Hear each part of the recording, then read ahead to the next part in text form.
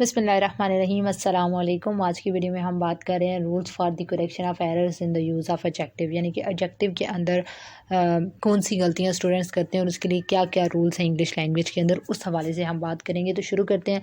इससे पहले हम बात कर चुके हैं वर्ब के ऊपर, प्रोनाउन के ऊपर और नाउन के ऊपर। तो अगर आप वो वीडियो सुन लेंगे और कॉन्सेप्ट सारा समझ लेंगे तो फिर ही आपको इसकी भी समझ आएगी। तो पहले जाके वो वीडियोस देखें और फिर इसके ऊपर आएँ। जी, तो पहले असूल की बात करते हैं कि जब दो चीज़ों का आपस में मुकाबला किया जाए तो एडजेक्टिव की दूसरी डिग्री इस्तेमाल की जाती है। एडजेक्टिव की 3 डिग्रीज होती हैं: positive, comparative and superlative. Positive degree first degree कहलाती है, कंपैरेटिव डिग्री सेकंड डिग्री कहलाती है और सुपरलेटिव डिग्री थर्ड डिग्री कहलाती है। तो जब दो चीज़ों का आपस में मुकाबला किया जाए तो एडजेक्टिव की दूसरी डिग्री का हम इस्तेमाल करते हैं। He is tallest than Aslam नहीं होगा, he is taller than Aslam, second degree हम लगाएंगे। जब एक चीज़ का मुकाबला बाकी तमाम चीज़ों के साथ किया जाए तो एडजेक्टिव की तीसरी डिग्री इस्तेमाल की जाती है और उससे पहले दी भी इस्तेमाल किया जाता है, यानी दा भी इस्तेमाल किया जाएगा और एडजेक्टिव की तीसरी डिग्री इस्तेमाल की जाएगी। कब? जब एक चीज़ का मुकाबला बाकी तमाम चीज़ों के साथ किया जाएगा। He is taller boy in the class नहीं जी, he is the tallest boy in the class, क्योंकि एक का मुकाबला बाकी तमाम के साथ किया जा रहा है तो एडजेक्टिव की थर्ड डिग्री लगाएंगे यानी कि टॉलेस्ट और साथ हम दी भी लगाएंगे। एडजेक्टिव की दूसरी डिग्री या तीसरी डिग्री का दोहरा इस्तेमाल नहीं करेंगे, यानी ऐसा नहीं होगा कि हम दोहरा इस्तेमाल करते जाएं एडजेक्टिव की दूसरी और तीसरी डिग्री का, क्योंकि पता ही नहीं होता बच्चे को कि अक्सर बच्चों को कि इसकी पहली डिग्री कौन सी है और दूसरी डिग्री कौन सी है, या फिर इकट्ठे उसका इस्तेमाल करते हैं। एग्जाम्पल देखेंगे तो आपको समझ आएगी। He is more taller than Aslam. अब टॉलर जो है वो सेकंड डिग्री में लगता है और मोर भी जो है वो सेकंड डिग्री है, तो ही इज़ टॉलर देन असलम ये ठीक डिग्री है। She is the most best girl in the class. अब बेस्ट जो है वो खुद थर्ड डिग्री है और साथ मोस्ट भी थर्ड डिग्री के लिए इस्तेमाल किया जाता है, तो she is the best girl in the class, तो सॉरी कॉलेज, तो ये ठीक होगा सेंटेंस। कहने की बात उसकी ये थी कि दोनों दफ़ा उसने थर्ड डिग्री लगा दी है, मोस्ट भी थर्ड डिग्री का इस्तेमाल होता है और बेस्ट भी थर्ड डिग्री के लिए, तो उनमें से हम एक लगाएंगे और जो ठीक होगा वो लगाएंगे। दो मुख्तलिफ चीज़ों का मुकाबला नहीं किया जा सकता। फॉर एग्जांपल बच्चे क्या करते हैं जी, my shirt is better than you, कि मेरी जो शर्ट है वो तुम्हारे से बेहतर है। भाई अब तुमने अपनी शर्ट का मुकाबला उसे जीते जागते इंसान के साथ तो नहीं करना ना, अपनी शर्ट का मुकाबला तुमने उसकी शर्ट के साथ करना है। The climate of Multan is hotter then Lahore. भाई लाहौर से ज़्यादा हॉट तो नहीं है उसका क्लाइमेट, उसका लाहौर के क्लाइमेट से ज़्यादा हॉट है मुल्तान का क्लाइमेट। तो my shirt is better than you नहीं, my shirt is better than your shirt. और the climate of Multan is hotter than that of Lahore, कि लाहौर के क्लाइमेट के मुकाबले में मुल्तान का ज़्यादा गर्म है। अच्छा जी, मुंदरजल एडजेक्टिव की दूसरी या तीसरी डिग्री नहीं बनाई जा सकती। अच्छा जी, अगर कोई परफेक्ट ऐसा वर्ड है जिसकी दूसरी या तीसरी डिग्री कोई नहीं होती, परफेक्ट पहली पॉजिटिव डिग्री में भी परफेक्ट, कंपैरेटिव में भी परफेक्ट और सुपरलेटिव में भी परफेक्ट, तो बच्चे क्या करते हैं परफेक्ट, परफेक्टर एंड परफेक्टेस्ट, इस तरह इतना बनाते चले जाते हैं, यूनिक, यूनिकर, यूनिकेस्ट। तो ऐसा नहीं होता, इनकी कोई थर्ड डिग्री होती ही नहीं है या सेकेंड डिग्री नहीं होती, तो वो एक गलती बहुत बच्चे करते हैं। तो ये आपने वर्ड्स याद कर लेने हैं, कॉमन कुछ वर्ड्स हैं जिनकी हम जो है सेकेंड या थर्ड डिग्री बना ही नहीं सकते, इसलिए आपने इनको एज इट इज़ भी हमेशा लिखना है। ठीक है जी। मुंदरजल अल्फाज के बाद देन की बजाय हमेशा टू इस्तेमाल होता है, तो इनका आप सिंपली इस तरह याद रखते हैं कि आई यू आर जिनके वर्ड्स के आखिर पे आता है ज़्यादातर, वो या ई आर जिनके आखिर पे ज़्यादातर आता है, उनके बाद हम देन नहीं टू इस्तेमाल करते हैं। He is junior than Aslam नहीं, he is junior to Aslam. ये बहुत ज़्यादा कॉमन मिस्टेक है जो बच्चे करते हैं, तो आपने ऐसा नहीं करना। इन वर्ड्स को याद कर लेना है कि senior, junior, inferior, prior, Elder, prefer, anterior and posterior और कुछ इस तरह के अल्फाज हैं जिनको आप इस्तेमाल करते हुए देन की बजाय टू लगाएंगे। किसी एक चीज़ का मुकाबला दूसरी बहुत सी चीज़ों के साथ एडजेक्टिव की दूसरी डिग्री के ज़रिए किया गया तो एनी के साथ अदर का इस्तेमाल किया जाता है, यानी कि एक चीज़ का मुकाबला हम बहुत सी चीज़ों के साथ उसने किया हुआ है जुमले के अंदर और एडजेक्टिव की दूसरी डिग्री भी लगाई हुई है, तो आप एनी के साथ अदर लगाएंगे। एग्जाम्पल से आपको समझ आएगी। Aslam is taller then any student in the class. Aslam class की किसी भी स्टूडेंट से ज़्यादा है, जो है वो लंबा है। तो अब क्या होगा कि टॉलर लगा है, सेकंड डिग्री लगी है, उसका मुकाबला बाकी तमाम से साथ किया गया है, तो एनी के साथ हम अदर भी लगाएंगे कि ही is taller then any other student in the class. जब किसी एक चीज़ का मुकाबला बहुत सी चीज़ों के साथ इसमें सिर्फ की तीसरी डिग्री के साथ किया जाता है तो आल के साथ अदर का इस्तेमाल नहीं किया जाता।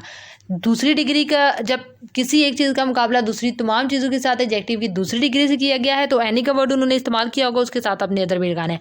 लेकिन जब एक चीज़ का मुकाबला तीसरी डिग्री को इस्तेमाल करते हुए आल को लगाते हुए बहुत सारी चीज़ों के साथ किया गया है तो आल के साथ आपने अदर नहीं लगाना।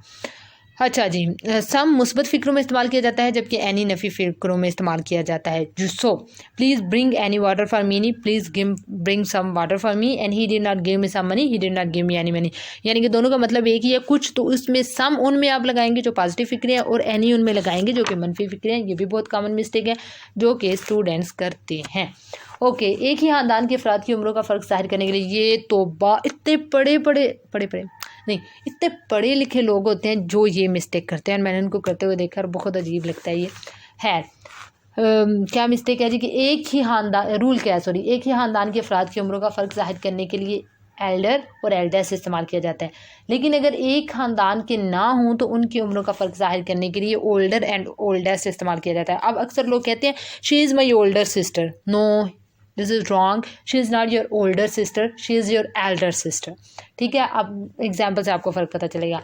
She is elder than I, वो मुझसे बड़ी है, तो अब कौन है कोई पता नहीं, तो she is older than I. लेकिन अगर उसने लिखा हुआ है she is my older sister, तो अब पता चल गया कि वो आपकी बहन है, तो आपने अपनी बहन को ओल्डर नहीं बनाना, एल्डर बनाना है।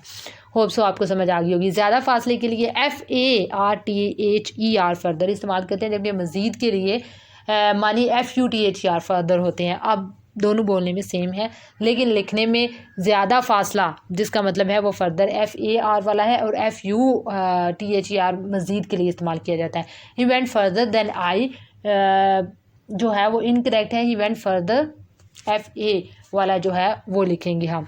तो ये जो है वो अक्सर स्पेलिंग सेम होते हैं और उनका मीनिंग डिफरेंट होता है, तो उस हवाले से है कि आपने उसका ख्याल रखना है। लेस मिकदार और साइज़ के लिए इस्तेमाल किया जाता है जबकि फ्यूवर तादाद के लिए इस्तेमाल किया जाता है। यानी तादाद जिनको हम गिन सकते हैं उसके लिए हम फ्यूवर लिखेंगे और मिकदार या साइज़ की अगर हमने बात करनी है तो लेस बोलेंगे। फ्यूवर का मतलब भी कम है, लेस का मतलब भी कम है, लेकिन जब मिकदार और साइज़ की बात हो रही होगी तो फिर हम लेस लिखेंगे और जब फ्यूवर तब हम लिखेंगे जब तादाद की बात हो रही होगी। एग्जाम्पल साथ लिखी हुई हैं तो आप उससे भी अंदाज़ा कर सकते हैं। लास्ट का मानी है आखिरी, जबकि लेटेस्ट का मतलब होता है ताज़ा तरीन। अब हम कहते हैं कि एग्जाम्पल आपको पढ़ के बताती हूँ। कहते हैं कि my name was the latest in the list. भाई लेटेस्ट ताज़ा तरीन नहीं था, तो आपका नाम आखिर पे था, जाग जाए। What is the last news about the match? Last नहीं, न्यूज़ लेटेस्ट होगी, ताज़ा तरीन खबर, क्या आखिरी खबर नहीं बोलेंगे। तो लास्ट का मतलब होता है आखिरी और लेटेस्ट का मतलब होता है ताज़ा तरीन। आप क्या समझते हैं कि लास्ट की जो 3rd डिग्री है वो लास्ट लेटेस्ट है? ऐसा नहीं होता। खैर, फ्यू से मुराद होती है बहुत कम तादाद जो तकरीबन ना होने के बराबर होती है, मतलब इतनी कम होती है कि ना होने के बराबर होती है। ठीक है, आ फ्यू से मतलब होता है कम तादाद जिसका थोड़ा बहुत वजूद हो, और दा फ्यू से मुराद होती है महसूस तादाद जिसका पहले हवाला दिया गया हो।